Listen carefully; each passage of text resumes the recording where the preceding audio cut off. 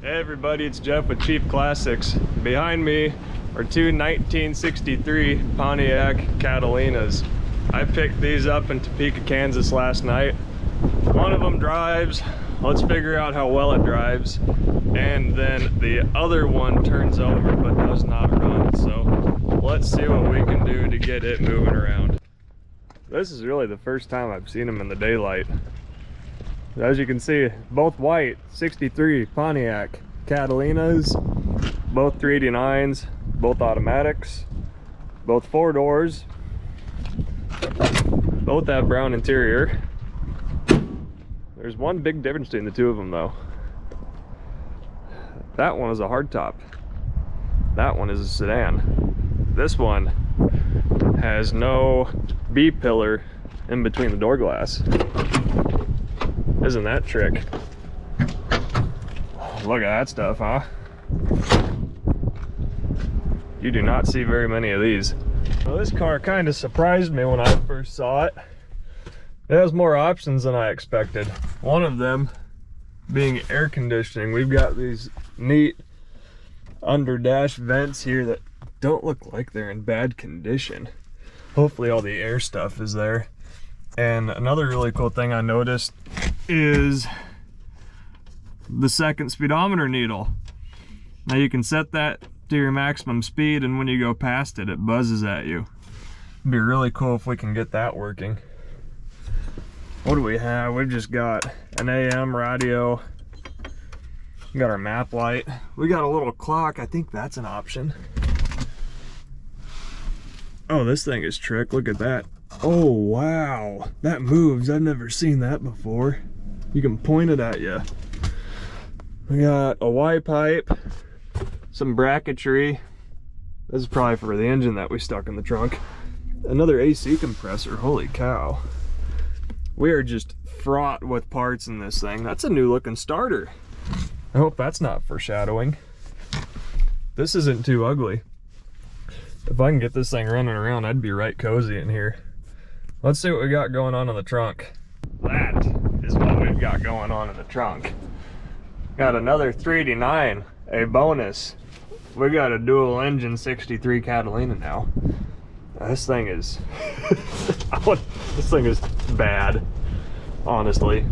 I don't know if the trunk would shut and latch. Maybe it would, but that chipboard there, that's structural. There's not a lot going on underneath of that. Now, aside from the spaghetti mess of wiring under the hood here, the thing looks pretty complete. We've got power steering, power brakes, a 2-barrel carburetor, and there's all of our air conditioning pieces. It looks like everything is there. I noticed last night, well, buddy Shane and I noticed, he stuck an HEI distributor in here, but still could not get it to run. So I wonder if it has too many vacuum leaks to run, or what our problem is. We got this grungy looking old flex light fan that I'm even afraid to touch. And it looked like somebody glued a new water pump on their semi recently. Yeah, an attempt was made, but we'll see if we can get this thing moving around. Here's the what I'm gonna go so far as to call the good car. This one actually drove itself on the trailer. What did that say? 1986 Allstate Safe Driver. Wowee. Got some American racing wheels wrapped with the finest Chinese all-season tires. Interior is just about identical. Oh, is that a Stewart Warner gauge? Niehoff. Huh, never heard of it. So this one used to be a 3-speed on the column, and then it got upgraded. That is the sloppiest feeling shifter I've ever felt. Why don't I have first and reverse? If I push in the clutch, I do. But don't push in the clutch, I don't have first and reverse. And the shifter doesn't seem totally bolted onto the transmission. Oh well. We'll see what we can figure out. Yeah, no clock in this one. No cool light either. This is pretty bare bones. It was heat only, same AM radio. Oh, we were just littered with goodies in here. Anything decent? There's all of our vacuum cases that we'll need to make the other one run. A bunch of new fuses, that's a great sign. What else we got, eh? I don't know what the heck that is. Plug wire. Thermostat, that's foreshadowing for sure. Along with an aftermarket temp gauge. Ew. Oh no. What are you? I hope that's a horn button and not a starter button. Yeah. Definitely foreshadowing. He said that this had some wiring gremlins. It seemed to start fine, but the lights seem suspect. Yeah, not much else going on in this thing. The interior pattern is a little different. Speakers. The Pontiac Punisher on the back window. Badass.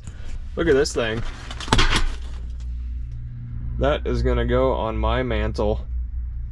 What a beautiful waste of a small block Chevy Chinese distributor. Anything else good? Is that full? We've got mismatched plug wires for a points distributor. Those look new. Huh, nice guy. And of course we've got another structural chipboard floor holding our Slim Jim transmission in. I didn't look to see what we had here. Old alternator. Yeah, that one probably works better than the new one that's on it. Brake fluid, yeah, great, you'd love to see that. Oil. Casey's antifreeze, more antifreeze. Great. What is that? Is that the old distributor? It must be the points distributor. All sorts of odds and ends. Looks like our dumpster is gonna be full after this. At least he was kind enough to give us the old Tractor Supply Marine battery. So this thing has a disc brake, front disc brake conversion on it. Check that out. Drilled and slotted. Only the best for this mid 200 horsepower 2-barrel engine. Got a new alternator on him. We have an HEI, fancy red plug wires, and an aluminum radiator. Ooh, that fuel filter has got to go before it comes apart and starts us on fire. That's not good for your health. Well, let's see if we can get this thing fired up and taken off the trailer. The hardest part about getting a new old car is figuring out how many pumps it wants. Try 3.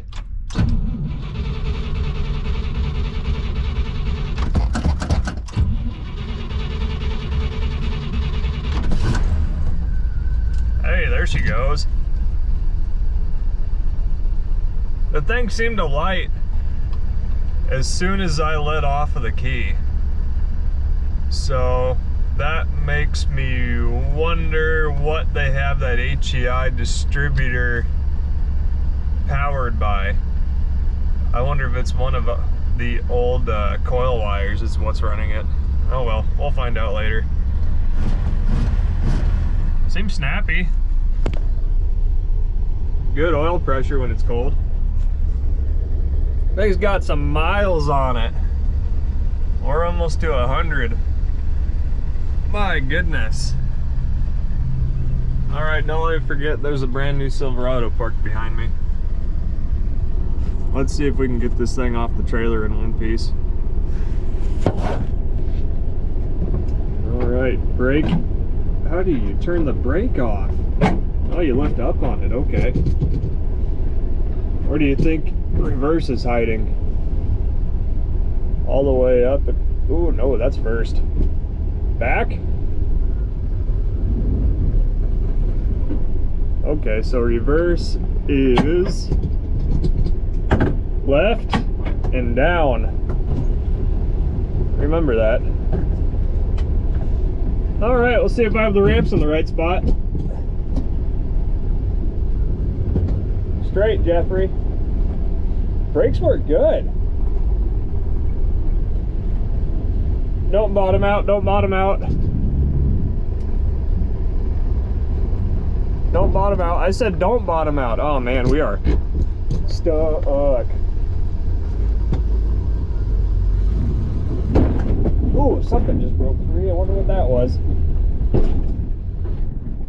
We are laying frame. Yeah, will not start while cranking.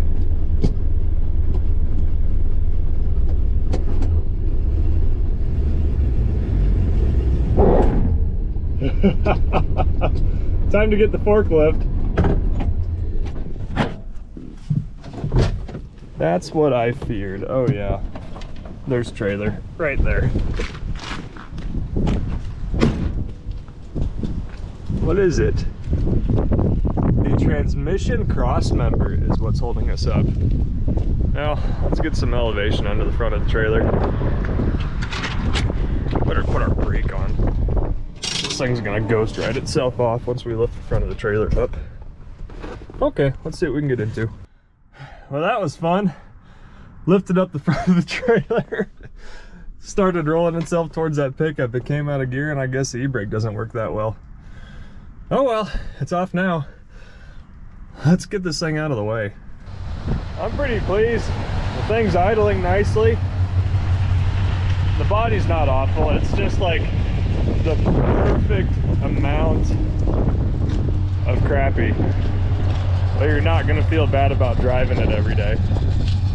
Got a little bit of blow by, that might be fuel. Some Bondo back here. This thing was originally sold new in Texas and then ended up in Kansas. It's not bad though. There's some shine left under there, you can see it.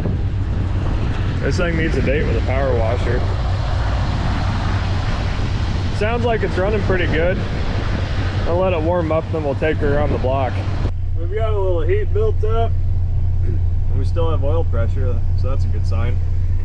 What do you guys like to do with brand new untested vehicles? Immediately throw them out on the highway? Let's do just that.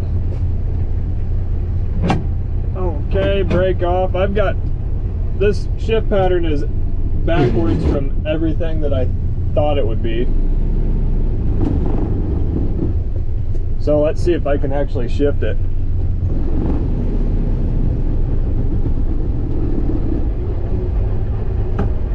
First gear, not so bad. It's just like all the way up against the dashboard. You need go-go gadget arms to shift this thing. We got blinkers? No. That proportioning valve for the brakes leaves a little to be desired.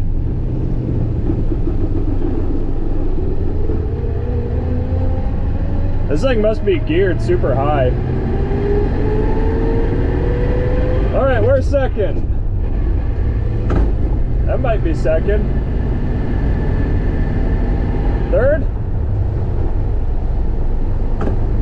We're boogieing now. Look at that, eh? Good thing I have no idea how fast I'm going. It gets down pretty good.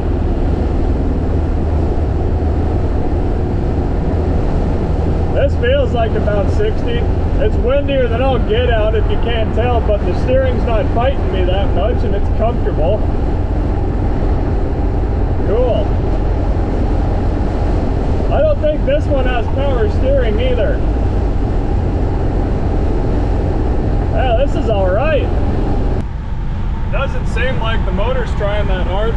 We're going 65. This thing must be highway geared. Those front brakes work a little too well. Alright, which gear is second? Right and all the way forward? That may have been a little low but that's okay. I don't think it's on fire yet.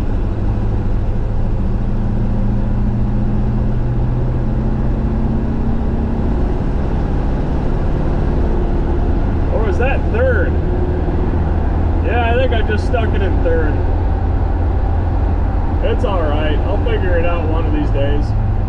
That's my turn. Whoa, buddy. Ah, brakes are alright.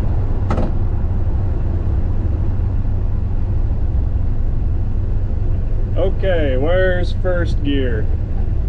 First gear is up and left.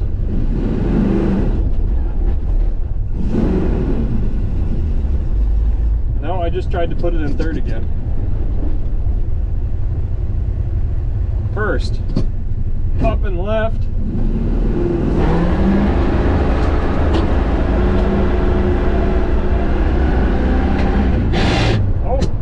Tried to put it in reverse.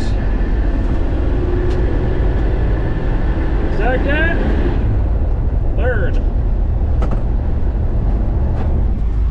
You can see how far forward that shifter is. It's clear up against the dash. First Indy shifter. I think I've got a factory shifter for one of these that would bring the ball all the way back towards the seat. We might have to waste it on this poor thing. Good temp still, about 150, 40 psi oil pressure. I'd say things are looking all right.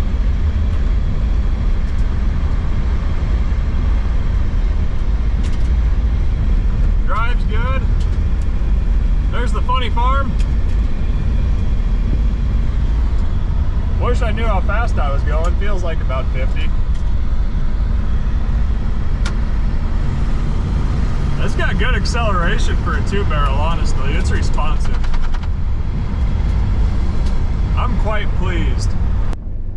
What's a burnout on pavement look like? Let's try to not do it in reverse. Okay, that's first.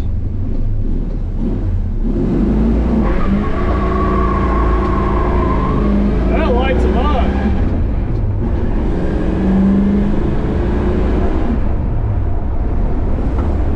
At least lights one of them up. That was all right. All right, I'm content enough with this thing for now. Let's dig the forklift out, get its brother airlifted off that trailer. It's windy, it's muddy, we're on an uneven surface, we got power lines overhead, and we're trying to pick up a very heavy 4-door car with some cheap fork extensions, and the car just happens to have 2 engines. So let's see how this treats us.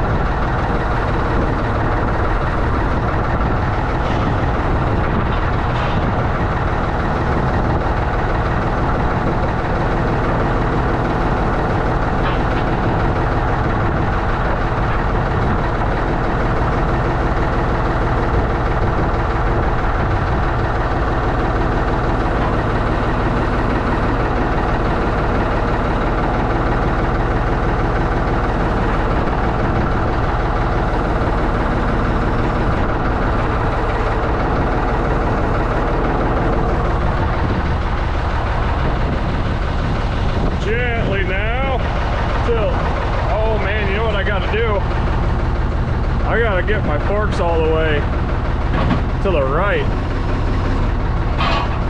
so that I can pull it away from the front of the trailer.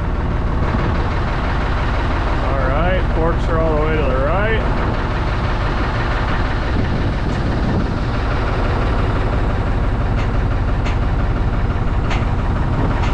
We're getting some lift off. Tires are off on this side. Let's tilt back. Gently now. We're all the way tilted back, I think. Let's go up higher. I don't like this very much.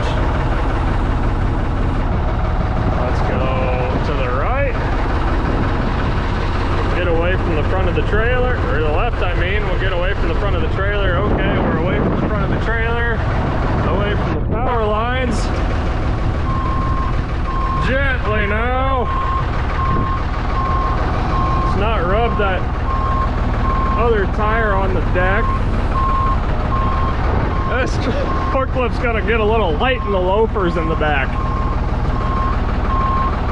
Okay, that other tire's not touching. Tell you how much I like this. If I had another guy here, I'd have him pull the pickup forward. Hang on, little buddy.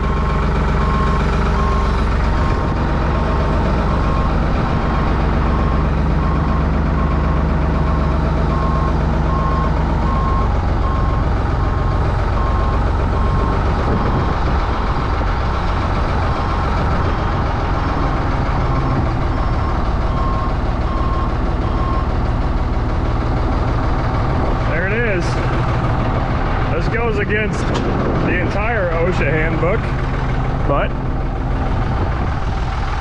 frame looks pretty good on that side. The frame on that side, not so much. Yeah, that's a little rotten.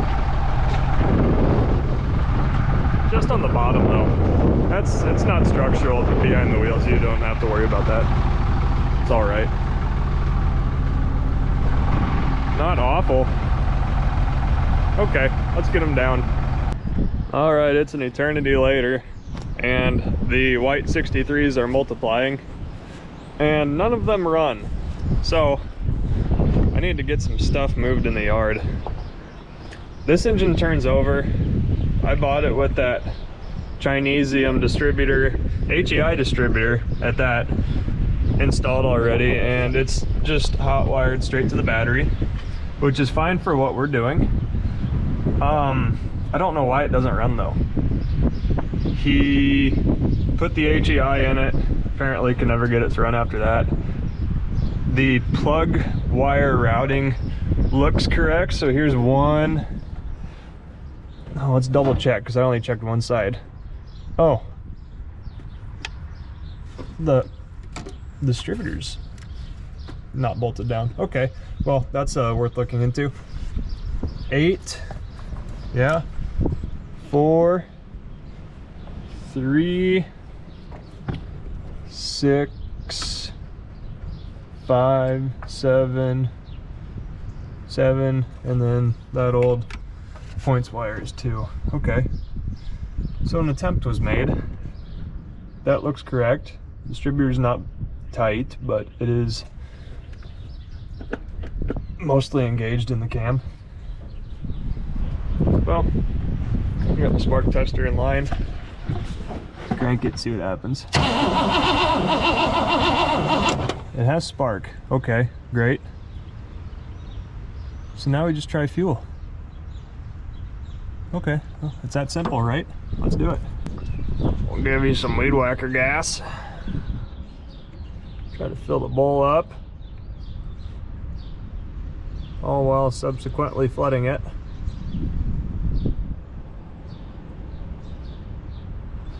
We'll look for fuel pouring out of the carburetor at some point. That's probably good. Okay, nice hefty drink. We don't even need a key because the distributor's hot wired. Well, it sure seems like the car runs to me, so that was way too easy. Let's make sure it's in park. Yeah, this interior really looked good until I bought these other two. Now this car kind of looks like ass.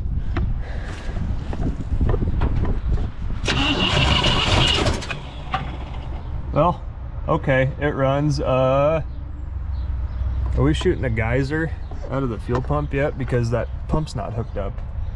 So eventually that's just gonna spray me in the face. I'm gonna get some vacuum caps and plug off this business. Okay, what do we have shaking here? Let's just look. Let's do a preliminary here. Okay, it's got good looking oil in it. That smells like oil. Doesn't smell like they fed it a gallon of fuel trying to get it to run. I don't understand why he said it wouldn't run. I don't know. Okay, so we got to plug this guy. That's a full port vacuum leak. That should probably be going to our distributor. Okay, heater valve. Where are you going? Who knows? Who cares? Doesn't matter. That, all of these look okay enough. PCV valve looks like it's plumbed in. Brake booster, that looks good. So, what were you doing? This was probably for our vacuum advance. I don't know what that's for though. Is that for, oh see, we've got this going on already though. Doesn't this need a vacuum signal from something? It just goes from that valve straight into the cab. I don't know. That's the least of our worries right now. Let's get that plugged. Gosh darn. What are you supposed to do? Doesn't our transmission need something? Oh, what is this? There's some big vacuum something going on back here.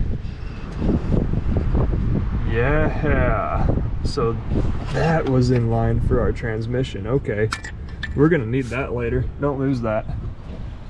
Okay, I need a cap, and I'm gonna get a distributor wrench because that distributor can kind of hop up about 1/4 of an inch. We'll get him clamped down, but not so far that we can't spin it. All right, that port's plugged, the distributor's tightened down so that it's more secure, but I can still move it if I need to. Big drink. Okay. Let's try it again, eh?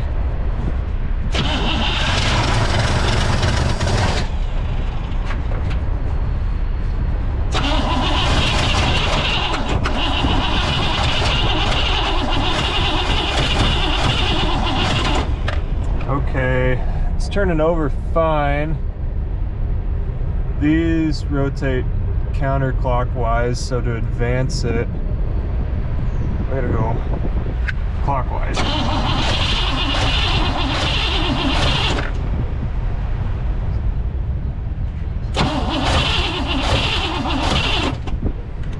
Do you want more fuel? Would that make you happy?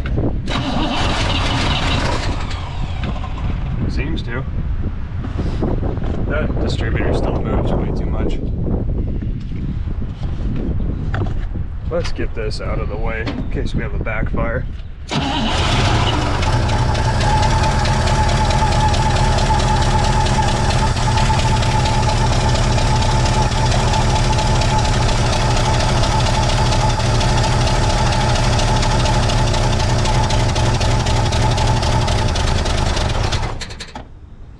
What was that clattering sound right there at the end? That gives me a warm, fuzzy feeling.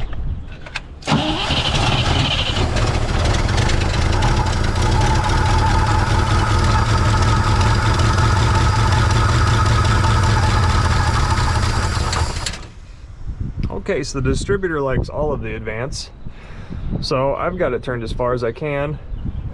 I'm gonna clamp it down right there.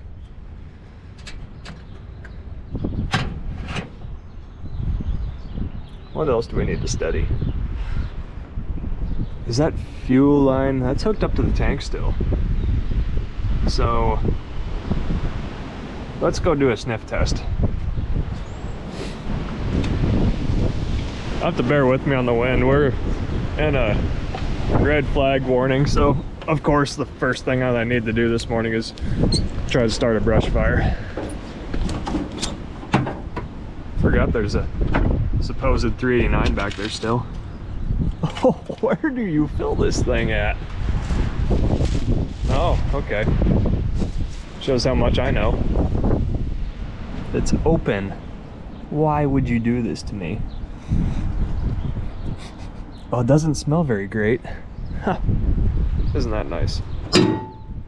Well, okay, I'm gonna go get the scope and we will see what we can see down there.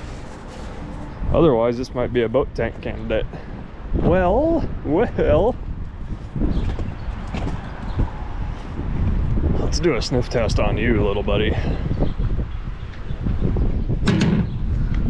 You may be a donor. I can't tell. Too windy. Okay, I'll see what I can see down in the bottom of this tank. Okay. See what we can see. We can't see anything. Once it gets all the way down there, I lose all visual contact. But there's no gas on it. There's white powder. So I'm sure that tank is dirty. But my boat tank's tied up and I don't want to go get it.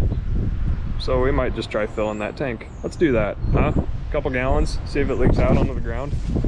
What do we have to lose? Look what I found. Matching spark plug wire. I was looking to make sure that there was actually a gas tank in here, and I forgot about that rusted out frame rail. So I'm gonna do the right thing and forget about it again. Maybe I'll get lucky and the cap for that tank will be inside somewhere. There's a bunch of random pieces in it. Not only do we have an entire engine in the trunk, but a bunch of engine accessories. Wonder where all that came from. Oh, they came off that engine. Well, that makes perfect sense. Why didn't I think of that? I wonder if that thing turns over. Why did it end up in the trunk? I don't know. I don't remember. That was like half a year ago. All right, let's see if it pulls fuel. All right, got the rest of the fuel system plumbed up. I know a filter on filter is redundant, but I want to see if I've got flow. Never mind the giant loop. I'm so glad that I found a good use for the terrible hose clamps and fuel filters that come with the Edelbrock carburetors. What a better spot. You know what? We better fill that bowl up.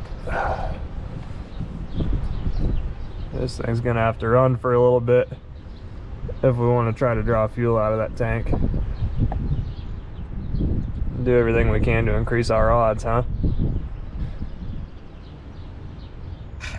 I think it's flooded.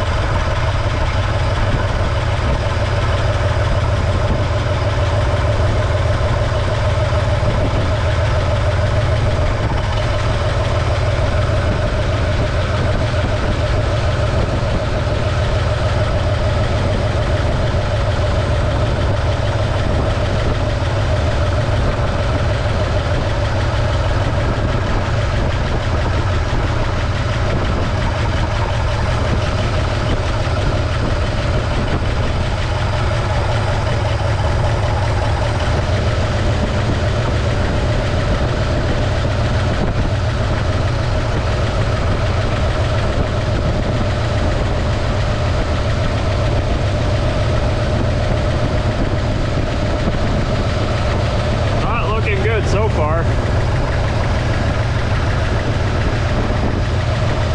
Running good though.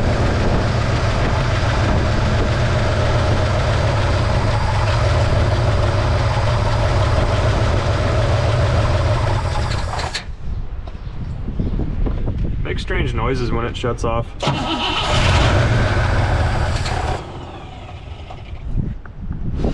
Are we out of fuel or did we have too much fuel? Do we have an accelerator pump? Kind of. Ooh, I don't like all that stuff laying on that. It doesn't help the throttle return. Oh my God, what is that noise?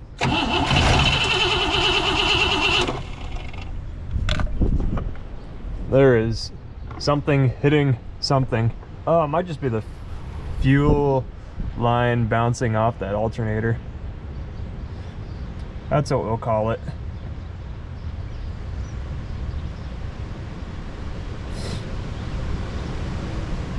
Our fuel pump might be no bueno.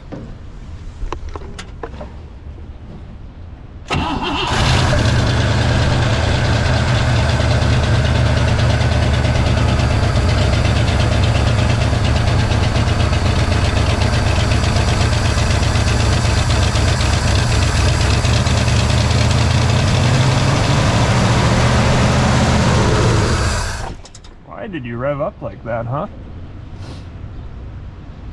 Shot a bunch of mouse poop in my eye.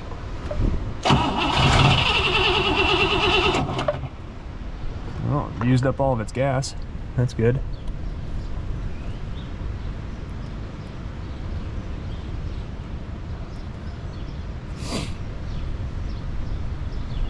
It's kind of a miserable day out. This is the coldest south wind I've ever felt in my life.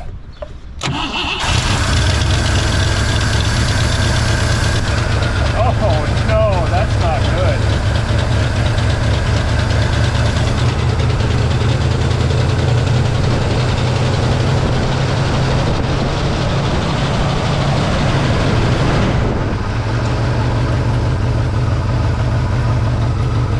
We have a vented fuel line and a stuck needle and seat. Okay, we're gaining. We're gaining. We got the E85 code red fuel. Huh, I think we can work with this though. It's pumping out of the tank. Oh my gosh, that was ugly. All right, well heck. We've got fuel leaks everywhere. We've got fuel leaks on every line. Pump works though. Okay. Well, let's do the right thing and plug the return. We don't need that. We're gonna plug the return. We're just gonna run this filter. And we'll see what we get into. You wanna know why I hate the hose clamps that come with the Edelbrock kits? Because that doesn't work. You can use a 1/4" nut driver on every other clamp of that size, but not these. They need to be Phillips. You can't even use a standard screwdriver on it. Talk about convenience. Alright, so what I did, I just ran a new rubber line from the pump up to the carb, put the filter up here. So it has a return, but the return is all integrated into the fuel filter. There is a return fuel line that goes to the tank, but the return's got nothing to do with the fuel pump. The return line does not go to the pump. So that's nice because we don't have to worry about the fuel pump trying to pump a bunch of return fuel. Okay, so when we left off, it was overflowing drastically. So I'll take the heaviest object I have with me, start it, and mercilessly beat on that little 2-barrel carburetor. See if we can get that needle and seat freed up.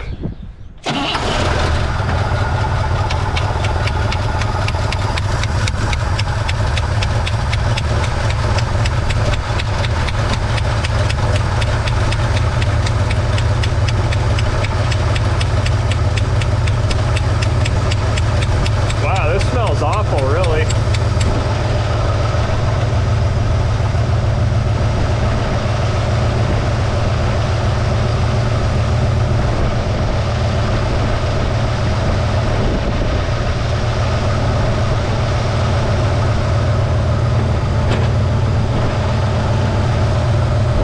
It's kind of pumping.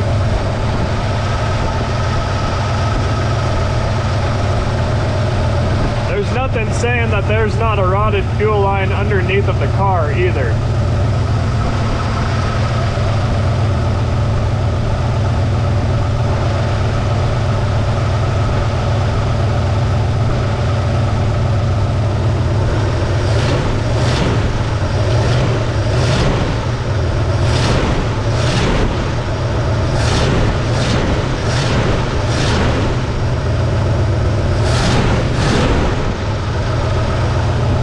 Smoke is coming out of this car. not a visible amount. You know, the motor sounds pretty solid, really. I don't hear any valve train noise. Not cheeching smoke out of that yet. It's running on really bad old fuel.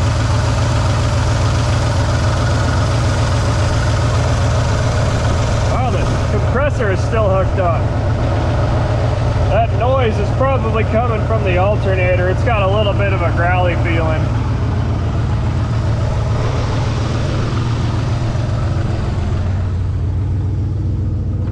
It happens when we throw it in reverse. The modulator's not hooked up, but oh, we don't have brakes. And reverse is clear on the other end.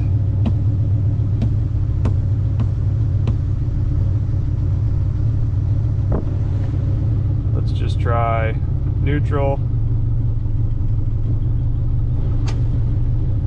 Why did the pitch change between neutral and drive?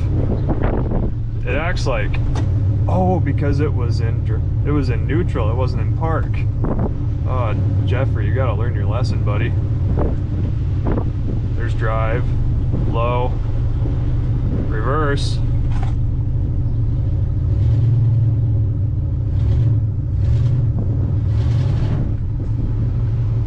Thank God it has a flat tire.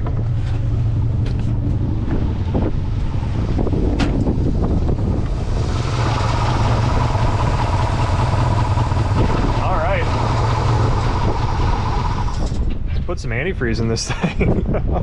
Cool. I can't believe it. That looks really awful, honestly. But it's running and it doesn't stink too bad. Oh, we've got antifreeze flowing up here. There's antifreeze in there. Well, let's top it off and seal it up.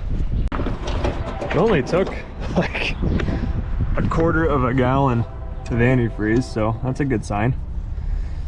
Now, I'm a glass half full kind of guy, and I'm telling myself that the brakes are gonna work.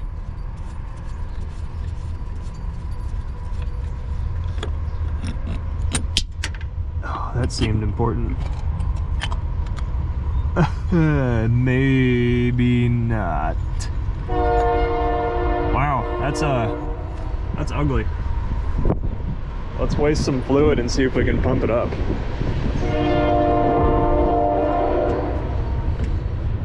Oh my gosh. This is where you would do the right thing and try to clean that out, but this is for science.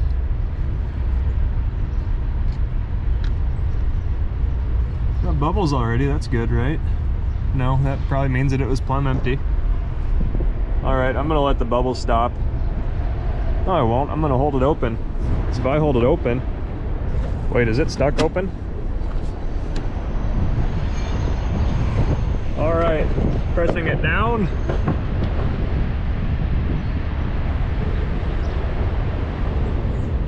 Does the pedal return? Yeah, the pedal returns.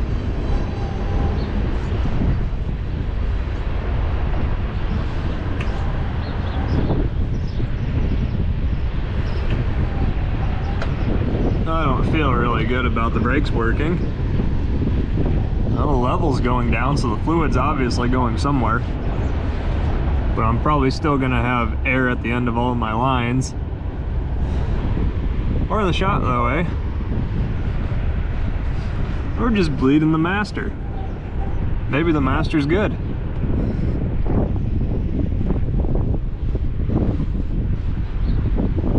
Probably just leaking brake fluid out of all of the wheel cylinders. Okay, I'm gonna keep pumping this. I'll put the lid back on. I had to put the other blue plug wire on there because it bothered me. Okay, we have fuel, antifreeze, oil. Check the transmission, there's fluid in it. The modulator's not hooked up, but we don't need to worry about that right now.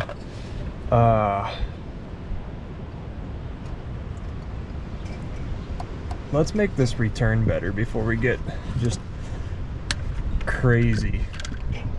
So why doesn't it want to return? Is it all the pressure? Oh, it didn't like that spark plug running over the top of it, so we'll just sneak that underneath. Create slightly less pressure on it. Oh, is that? Yeah, that's our 12-volt hot wire just chilling on our carb linkage. We don't need this anymore. We know it has spark.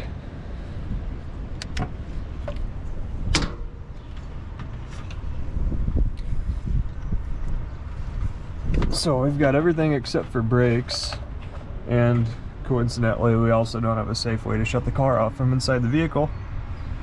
We're not going to worry about that for right now. Okay, contact. Where's my trigger?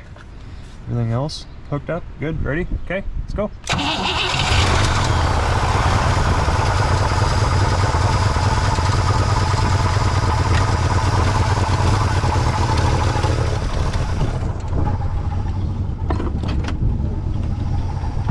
Oh, there's the valve clatter.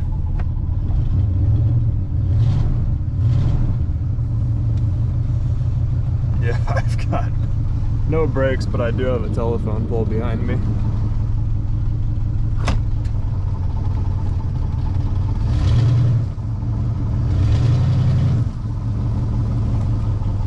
Yeah, no brakes. No brakes at all.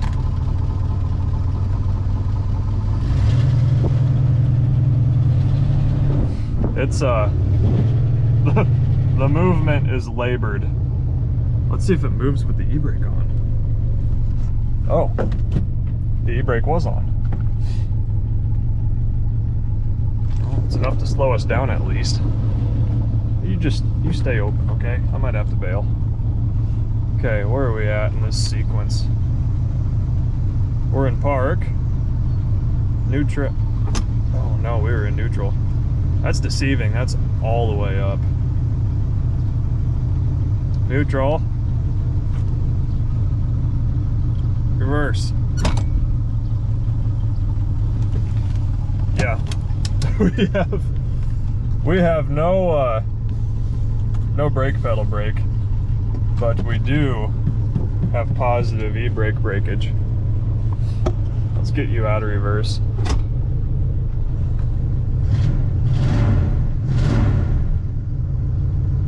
Seems to run okay. Wants to idle at like 700 RPMs. All right, we'll take that off. At least that's pretty easy action to release it. Check that out. Then lift up. Decent. Okay, we have you keep running. You just don't stop quite yet.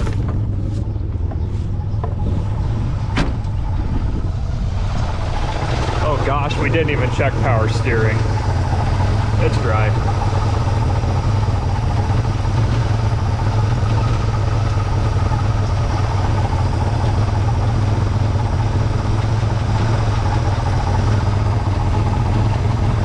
Okay, there might be a little valve train noise.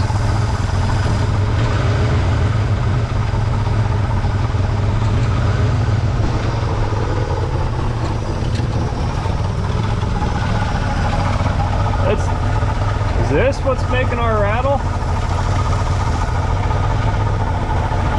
No, but it's not helping.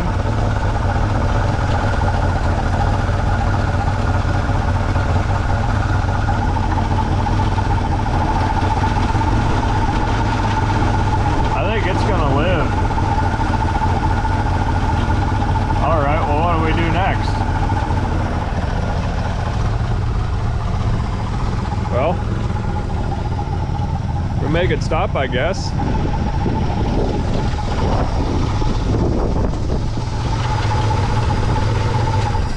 A key would be cool too.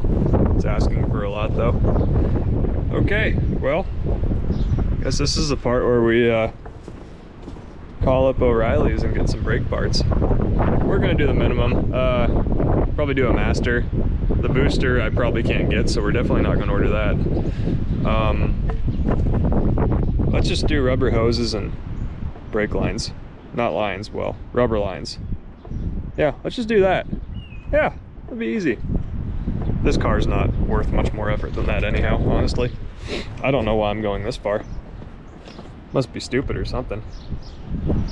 I need something to haul my dog around with. This will be great. All right, we'll check back. Either gonna tune it up or blow it up.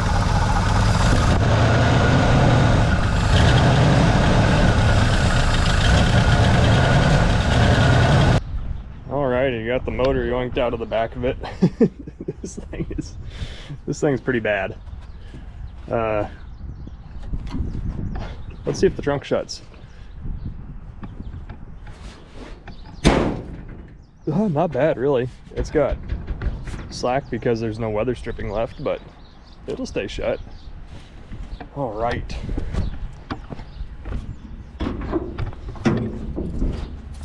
Hook our battery back up because that's the only way we can kill the motor right now.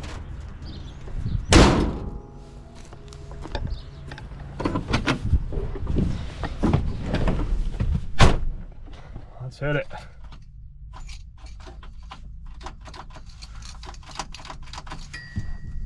Neutral? Neutral. Does not want to be started in park for whatever reason. Okay. E-brake off. Look at this power steering. You can just whip this doggy around.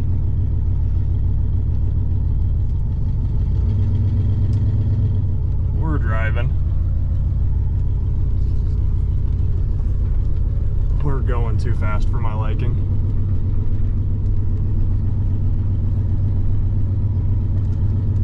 I'll just bump it in and out.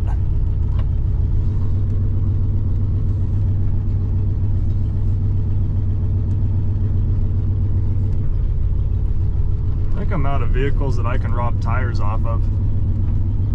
I really don't want to buy new tires for this thing though. Luckily there's one hellacious dip right here. Oh, this guy wants to go somewhere. It just locks up that left rear.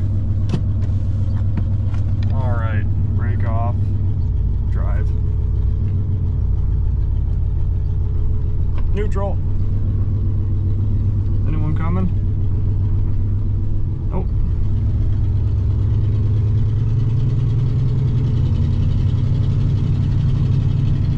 This thing has like 6 horsepower.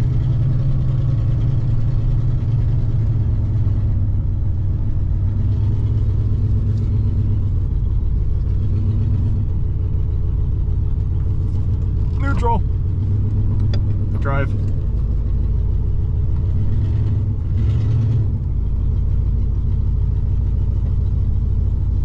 Neutral. Drive. Neutral. Drive neutral. Drive neutral. Beautiful. We did it.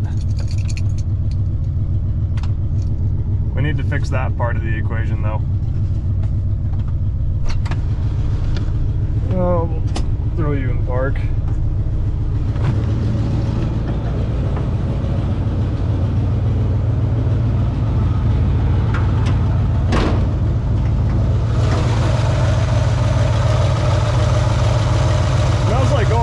But it's running okay. You can only imagine it'll be better once we get a tank of 91 through it. Okay. All right, on to brakes. All right, I swear I did something besides just making a mess here. But I did do that well. I got all the brakes done. They are working as far as I can tell. And I did this almost as cheap as I possibly could. So, use the same drums. I replaced the shoes, and on the old drums, I took an angle grinder with a grinding disc and cut the lip off of the edge of the drum. So I did that. I put all new wheel cylinders in the car, all 4 of them, and all 3 of the rubber hoses, because if anything is going to give you grief on these cars, it's going to be the wheel cylinders and these old rubber hoses. Let's peel one of these open. Yeah, look at all that white corrosion that comes out of there. That was not going to work. And these hoses, when they get old, they will implode, which means that they will let pressure pass through them to the wheel, but they will not let pressure return. And it was crazy to see that, because I cut off all the hoses, and a couple of them actually had pressure built up behind them. So I replaced the shoes, the hoses, the wheel cylinders, and a couple miscellaneous brake hardware pieces that either broke or I didn't feel like trusting. And then I just put a master cylinder on it. I left the booster alone. Hopefully the booster is fine, but used the same wheel bearings, the same wheel seals up front. We're reusing those because they looked okay. And once you know it, we got excellent pedal. This is gonna work just great for what we're doing. So I was down buying a new battery, you know, because I'm spoiled like that. We got a brand new battery in this thing. And friends with the owner of the shop, and he keeps used tires around, takeoffs. And I came home with these beautiful 14-inch white walls, which are probably older than I am. I don't even know if they have date codes on them. They might be so old. Oh well, matters not. I know which car they came off of. The car sat inside for a long time. They've got tons of treads, and I don't see any cracking. So we'll stick them doggies on, white walls out. You know it. But first, we should probably confirm that these brakes do actually work. We'll throw the wheels back on there and we'll see what's up. We'll pull them outside. Okay. So we gotta drive this thing. It is not full, but it has a handful of engine parts in it. Let's go over to the other building and get rid of these things. I like it when you put it in park with authority.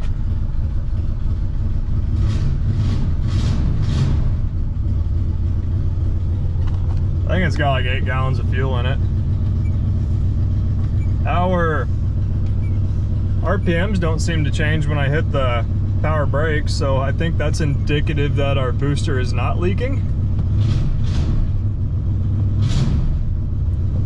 This thing could run, it could definitely run better. Neutral, drive. Acts like we have brakes. Low, reverse. Yeah, we got brakes all right. I don't know if this thing just doesn't roll all that well. It's got resistance. It can't be the shit tires that have 8 psi of air in them. No, that couldn't be it. Absolutely not.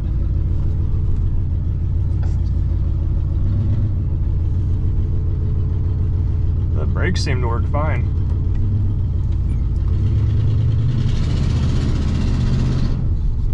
It's hard telling what's valve noise and what is exhaust leak. I think it's about 80% exhaust leak.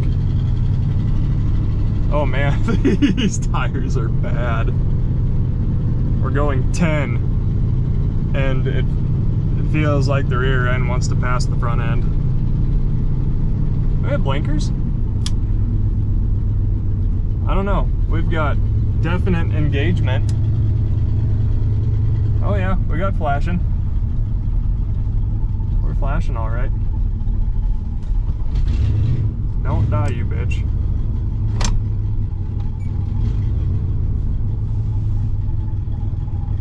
Okay, it might stay running. I'm gonna throw these parts inside. Well, it's still running, and the battery gauge even moves when you give it some throttle. Sounds like I randomly hooked the alternator wires up in the right order. How about second gear, huh? It's soft, but it's there. I think it's still running. Judging by the steering, I think it's still running.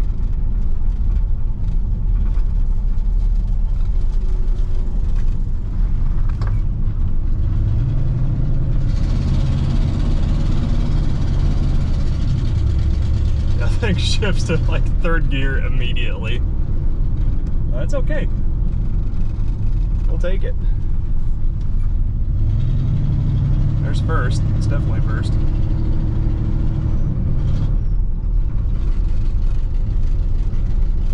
Yeah, now we're in second or third and we're going 20 miles an hour. Okay. It proved itself for today. We'll do some more work to it tomorrow. Systems check before we shut it off.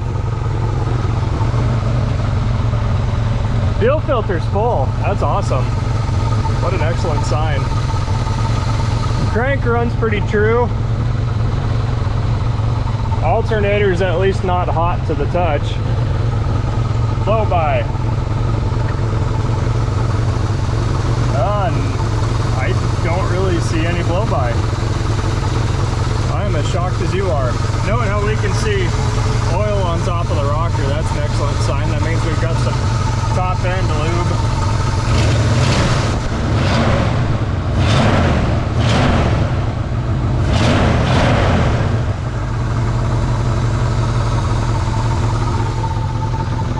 I don't think we have vacuum advance hooked up. I'm pretty sure we don't. I came over here for a reason. What was it? Burned my hand, apparently. Okay. Well, I'm happy with today. Let's see what we can fine tune tomorrow. Well, I always learn some kind of neat lesson on revivals, and I learned a big one today. So I got my brand newish tires mounted and balanced. Took the car out, drove it around, drove by my brother's house, saw that he was home, and thought, I'm gonna see if he's alert in there. So wound it up a little bit, and the throttle stuck wide open. Pinned, absolutely pinned. And as you may remember, I cannot shut this car off with the key. So I had to jam it in park, get out, and disconnect the battery. As you can see, I might still be a little shaky from all this, but I got it shut down. And then of course it was so hot that it was dieseling because it got shut off at 5,000 RPMs. so it was still kind of running, but it finally quit. I got it to idle back down. But golly, I don't know if it was because of sticky throttle linkage or bad luck. Yeah, I don't know. I don't think that I hurt the engine. I don't know. It doesn't really matter. But transmission still works even though it got shoved into park while spinning the tires. But it's fine, I think. It still runs the same. So time to make the ignition work properly. Whew, that was more fun than I needed to have today. So I'm not sure where these cars got their distributor power from originally. I assume it was off of the ignition switch. So let's probe around on the back of the ignition switch and see if we can find 12 volts anywhere. Because that HEI needs 12 volts. The old, gosh, how did this work? The old points distributors, the coils, I believe, were ran off of a reducer wire where they operated off of 9 volts because I think 12 volts is too much for a coil. Don't quote me, but I believe so. So that's why it's just, we got 12 volts from the battery right now. So let's dig around inside and see if we can find a 12 volt source under the dash somewhere. This is something that's bugged me more than it should have. Let's eyeball it. Get it kind of level. Feed her a zip screw. Oh, looks about right.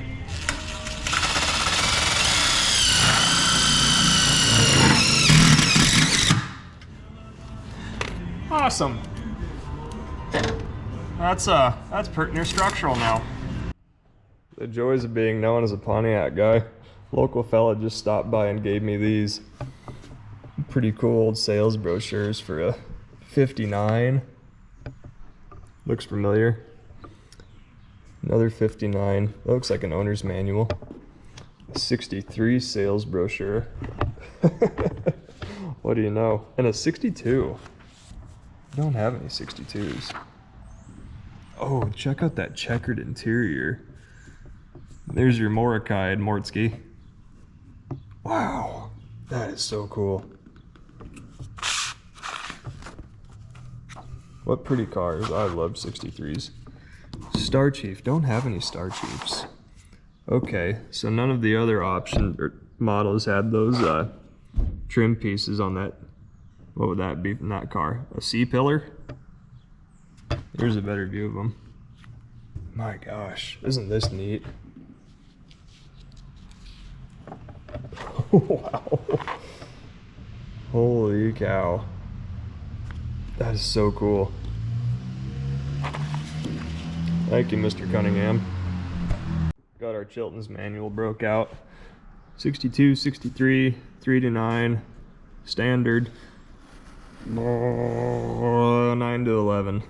Max advance of distributor in degrees. So we're gonna, gosh, I always hear with today's fuel you need to give these things a little more timing. So let's go with 12 and see if it talks back. I think that's a good place to start. Okay, there's our pointer way down here. Can I grab this fan or is it gonna explode into a million pieces? Oh, it's gonna explode. Okay, I gotta turn this motor over. Good news, I found the timing mark. Bad news, there's 2 of them and they're not marked. So deductive reasoning tells me that one of them is gonna be 0 and one of them is going to be where it wants timed at, because there's only one pointer, I believe. Yeah, there's only one pointer. So since the manual says that this thing wants to be advanced, I assume that the first line is the timing spec, and I should say the right line is the timing spec and the left line is 0, because that crank rotates clockwise and that right line is probably whatever it was, 10 degrees advanced or something like that.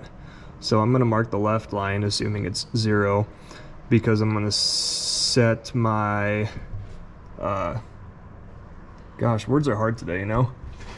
I'm going to set my timing light to 12 degrees and line it up on the 0 marks. That's what I'm going to do, right, wrong, or otherwise.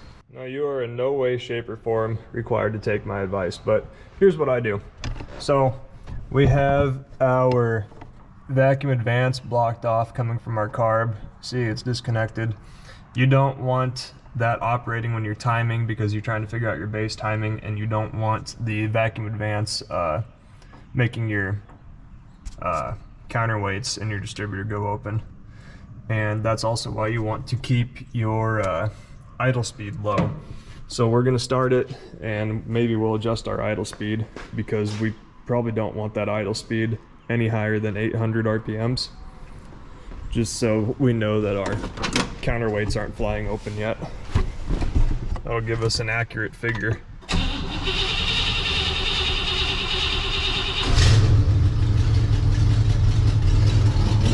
Sometimes it starts fine, sometimes it doesn't. I don't know. So Pontiac distributors spin counterclockwise, so to advance it, you make the distributor go clockwise.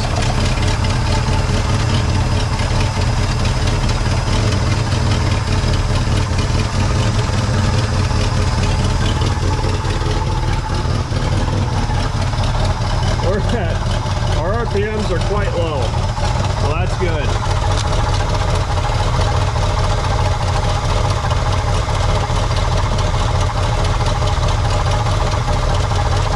Gosh, we're probably at how many degrees?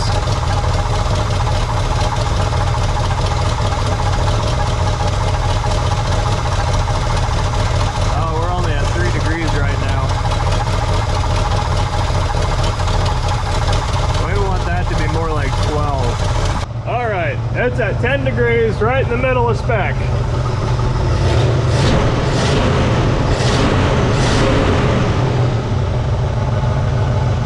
That seems a lot happier.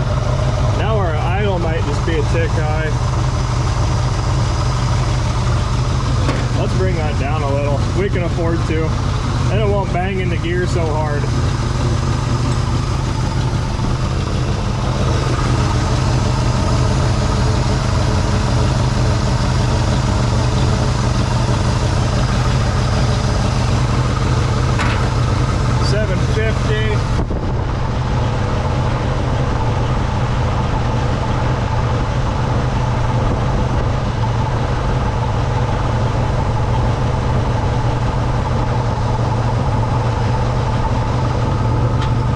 It seems to be happy with that.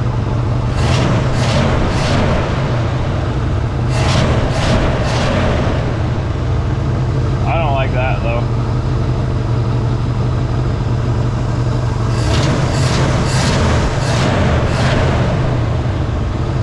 Yeah, we gotta get some longer wires on this thing.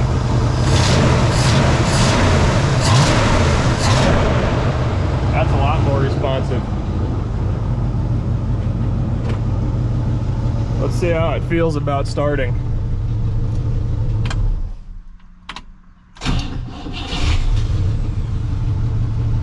It's a little slow, but I'm gonna go ahead and blame that on exhaust next to a starter, because we're like dead in the middle of the spec.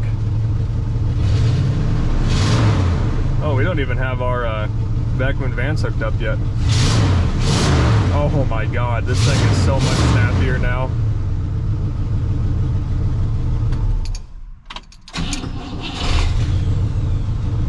Sweet. That's really gonna be able to lay patch. Alright, hook the vacuum advance back up, and I think we're done tuning. Two things we're after. Well, technically 5 things. One being 1 HEI plug wire of mid-range length. Surely there's got to be something here. And the other thing is we need 4 hubcaps to make this car look a little classier. I think those are all points.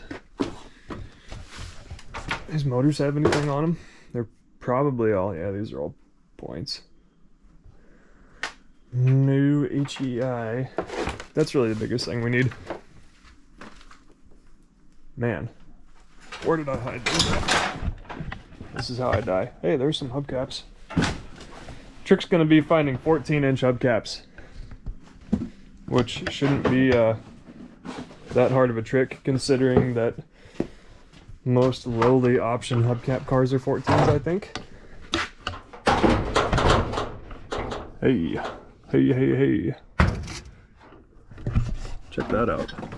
It's even blue. Okay. Got that. I had plans for those.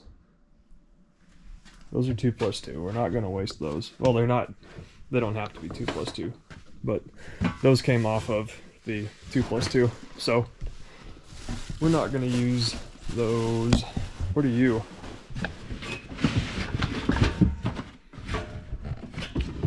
Are these? Well, those are Oldsmobile.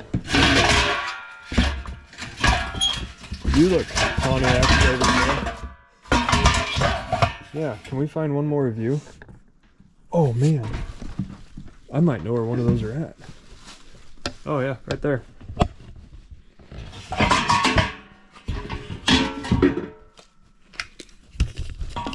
It's our whip.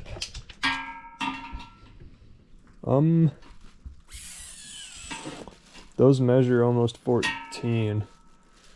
Are those gonna fit? Let's try one. They fit, but man, do they look goofy. They stick out really far. I wonder if it's supposed to be like that. I don't know. They're going on there though, all 4 of them. Hell with it. So I don't know if that makes the car look any better, but it at least makes the car look like a complete car again. We'll go with that. And I had a couple dozen hubcaps I need to use up, so this is a good home for them. It has been brought to my attention that my fuel pump is going out. Oh, I don't want to touch that. You kidding me? Okay, well, back to the shop. We can't have this thing spewing fuel all over. So despite our fuel pump still operating, the diaphragm was bad, and we can see that because it was leaking out of this upper weep hole. See how it's all wet around here? I at first hoped it was just a hose or a fitting that was leaking, but no, it was running out of that top weep hole, and it looks like it's been doing that for a while. So I had another one here on the shelf.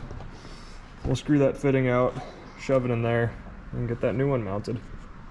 So if you take anything away from this video, I want it to be this little tidbit right here. So here's a fuel pump. Notice this arm, this rides against an eccentric on the camshaft, and it's basically an oblong circle that goes like that on the end of the cam. And when it reaches its high point, it pushes this down, this push rod here. There's a spring in here, and that spring keeps this rod up against that eccentric on the cam, and when that rod goes it pumps this diaphragm in here, which is what pumps the fuel. And the trouble with this is that there's an insane amount of tension, well, pressure you could say, on that arm, and in order to mount the pump you have to compress this spring. Well, this is the standard length fuel pump bolt. That's how far it sticks out of the pump.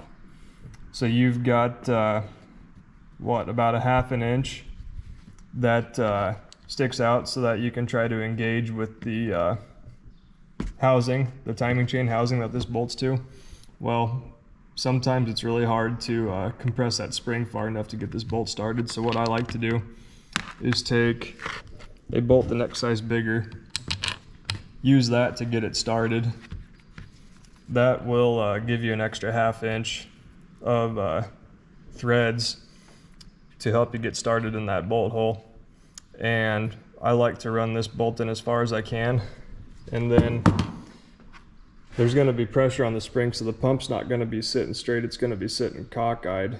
So what you have to then do is muscle against that spring, pivot the pump level, and then start your other bolt. And I just use the factory length bolt on this side. I run it all the way up, get the pump tight enough so that when I take out this other bolt, it can't twist. So then you take out the long bolt and you put the short bolt back in. That's hard to explain, but you get the gist. Use a longer bolt to get the fuel pump started on the housing. That's what I'm trying to say here. Okay, fuel pump's in. We should probably try to drive this thing. My safeguard needle works. It was starting to scream at me. Golly, we're doing 40 already. I had to turn it up to 80. I had to set it at 20 to see if it would work.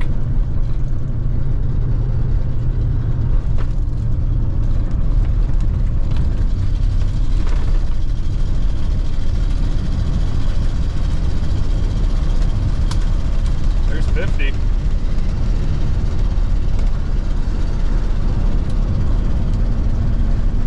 We're doing 60 already? Holy crap.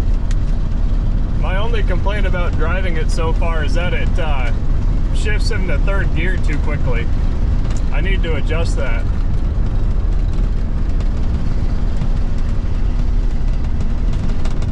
I think we're doing it, guys.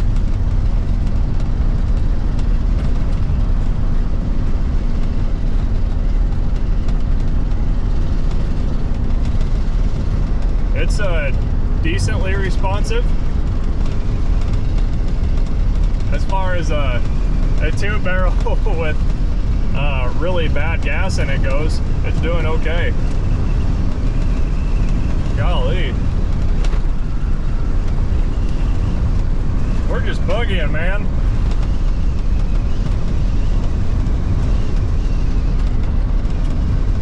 These tires, they're probably 30 years old, but they sat on they were mounted on a car that was inside for a long time and didn't see sunlight. So they're not wore out or anything, they're just flat spotted, but thankfully being on gravel like this, it's hard to tell just how flat spotted they are. Damn, this thing just eats highway. Okay, granted, we put smaller tires on it. That's gonna show that we're going faster than we actually are. We're probably only going like 60 right now, 55, 60. But still, this is pretty good. So what do we have into this thing? We've got tires at $100. We have $200-300 worth of brake parts and a $100 battery and probably a $40 fuel pump. Not bad, huh? Not bad at all. Okay, I'm gonna kill the camera. I'm gonna do some driving of sorts. Pardon the wind, it's just relentless up here.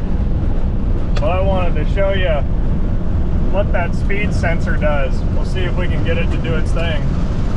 Get up to 60 here. We'll dial her back.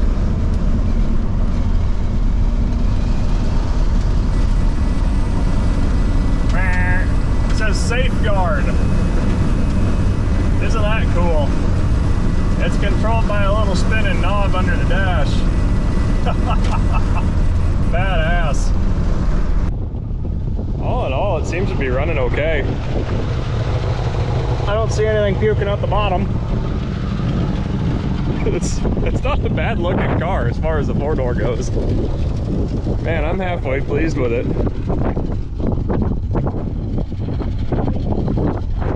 We're chooching a little bit. Wonder if the... oh no, it's gonna die.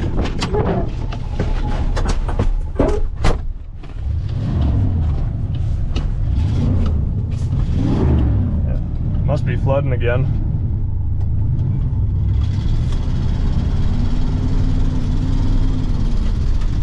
Yeah, it needs transmission fluid. Hey, it left 2 scratches back there. Man. We got some safety track action going on. Yeah, we might have to get out and hit the carb with a hammer again. All in all, guys, I think I'm done working on it. There's not much else that I want to do. There's plenty of things that I can do, but the ooh, that was a big hole.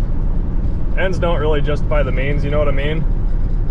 The thing's not going to be any more valuable, and I don't even know if I would feel right selling this car. I might just keep it around for my own personal enjoyment. It's it's pretty rough, so I'm not sure. I've got another really good 4-door that doesn't have a title, so I don't know if I can combine the two somehow legally. I'm not going to do anything illegal, that's for sure. It's not worth it. But I don't know. The thing's not really worth doing anything else to. But thanks for hanging in there with me. Hopefully next time we've got a little more difficult revival. This was a kind of too easy. Thanks for watching.